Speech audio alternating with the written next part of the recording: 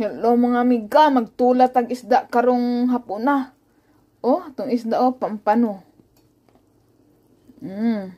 Butangan natog tangad. Ulo sa isda.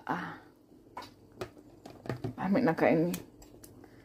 Unya kay naaman tay kamunggay ato ni ilunod unya pag maluto-luto na ni atong kuan.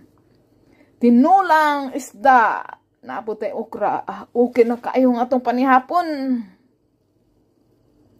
Butangan na natog kamunggay mga amiga. Ang akong tinulang nga isda gibutangan nako og saging. Lami man siya kay pagkahuman tamis-tamis nga kuan nga naman tay kamunggay.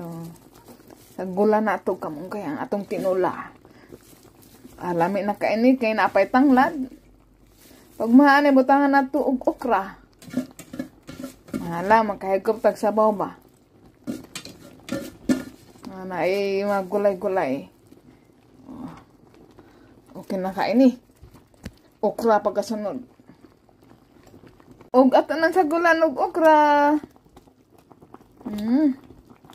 Sakto gini atong tinula mga amiga. Mga inday. Pag maani spinach. Last na itong isagol mga inday. Mga amiga. Spinach. Gapo ni kay daghay dahon-dahon. Puros green. Ayos.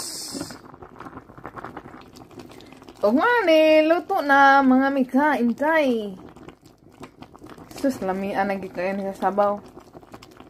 Ang isda, Ang isda nato nga naluto na. Sakto yun kay tugnaw-tugnaw rong kahapon nun. Ug salamat sa pagtanaw ninyo mga intay. Manihapon na ta. Higop na tagsabaw.